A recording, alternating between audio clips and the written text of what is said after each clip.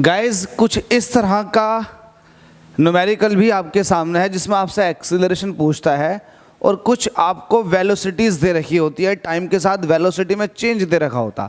तो by the definition of acceleration मैंने आपको क्लियर कट बता रखा है कि वेलोसिटी में जो चेंज आता है उसी को एक्सीलरेशन बोलते हैं। इट मीन्स एक्सीलरेशन वो होता है जो वेलोसिटी को या तो घटा सकता है या बढ़ा सकता है, ठीक है, वो एक्सीलरेशन है। जो एक्सीलरेशन वेलोसिटी को बढ़ाता है उसको हम नॉर्मली एक्सीलरेशन ही कहते हैं, और जो वेलोसिटी को घटा देता हम उसको एक स्पेशल नाम देते हैं जिसका नाम है रिटार्डेशन। तो एक्चुअल में जो एक्सीलरेशन की डेफिनेशन है वो change in velocity upon time है। ये वाली बात ध्यान रखनी है। यूनिट आता है मीटर पर सेकंड स्क्वायर, ठीक है। अब इस क्वेश्चन को देखिएगा, यहाँ पर लिख देता हूँ सॉल्यूशन। आपसे कहना क्या चाह रहा है इस क्वेश्चन में, देखो ध्यान से। आपसे कह रहा है an object is moving up. देखो इस तरह से ऑब्जेक्ट जो है वो ऊपर की तरफ को जा रहा है। उसके पास इनिशियल वेलोसिटी 15 सेंटीमीटर पर सेकंड थी जब टाइम 0 था। कुछ टाइम बाद मतलब 2 सेकंड के बाद उसके पास वेलोसिटी हो गई 10 सेंटीमीटर पर सेकंड। तो वेलोसिटी में चेंज आ गए टाइम के साथ। जब शुरुआत की बात थी t = 0 था तब उसके पास वेलोसिटी थी पहले से ही 15 सेंटीमीटर पर सेकंड, और जब 2 सेकंड हो गए मोशन को होते हुए इंक्लाइंड प्लेन के ऊपर की तरफ को, 2 सेकंड जब हुए तो पता चला कि उसके पास जो वेलोसिटी है वो 10 सेंटीमीटर पर सेकंड है। तो वेलोसिटी में चेंज कितने का आया? 15 सेंटीमीटर पर सेकंड से हो गई 10 सेंटीमीटर पर सेकंड, तो 5 का चेंज आ गया।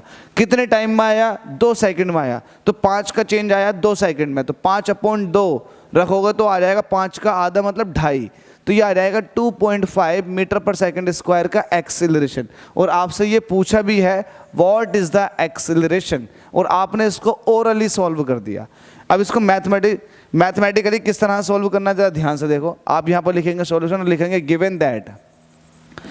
आपको क्या क्या दे रखा भाई, यहाँ पर क्या क्या दे रखा? आपको इनिशियल वेलोसिटी दे रखी है u 15 सेंटीमीटर पर सेकंड। आपके पास फाइनल वेलोसिटी भी है, कितनी है? 10 सेंटीमीटर पर सेकंड। इनिशियल वेलोसिटी ये रही और फाइनल वेलोसिटी ये रही। इनिशियल से फाइनल तक होने में जो टाइम लगा वो 2 सेकंड का लगा, 2 सेकंड। तो यहाँ पर टाइम कितना आ गया आपके पास? 2 सेकंड। तो आपसे पूछ रहा है व्हाट इज द एक्सीलरेशन। तो by the definition of acceleration, acceleration होता है a = v - u upon t। v कितना आपके पास? वेलोसिटी 10 सेंटीमीटर पर सेकंड। u कितना था आपके पास? 15 सेंटीमीटर पर सेकंड। और ऐसा होने में टाइम कितना लगा है? 2 सेकंड का। तो a कितना निकल कर आ जाएगा? 10 में से 15 निकालेंगे तो आ जाएगा -5, क्योंकि 10 छोटा है, -15 बड़ा है, तो -5 और डिवाइड हो रहा है 2 से। 5 का आधा करोगे तो आ जाएगा -2.5। अब ये चूंकि एक्सीलरेशन निकाला है और आपके पास ये ध्यान दो वेलोसिटी थी सेंटीमीटर पर सेकंड में, ठीक है, और यहाँ पर 2 सेकंड, तो ये है सेंटीमीटर पर सेकंड, ये भी सेंटीमीटर पर सेकंड। तो सेंटीमीटर पर सेकंड में ऊपर का हिस्सा आया और नीचे का हिस्सा सेकंड में था, ठीक है। तो ये आ जाएगा -2.5 सेंटीमीटर सेकंड नीचे आकर के पर सेकंड स्क्वायर। आपको पता है एक्सीलरेशन का यूनिट होता है मीटर पर सेकंड स्क्वायर। अगर आपके पास वेलोसिटी मीटर में ना दे करके सेंटीमीटर में दे रहे, सेंटीमीटर पर सेकंड, तो आपका जो आंसर आएगा वो सेंटीमीटर पर सेकंड स्क्वायर ही आएगा, कुछ इस तरह से। तो आपके पास ये एक्सीलरेशन आ चुका है a = -2.5 सेंटीमीटर पर सेकंड स्क्वायर। अगर इसको आप फिर भी मीटर पर सेकंड स्क्वायर में कन्वर्ट करना चाह रहे हो तो आप कैसे करोगे?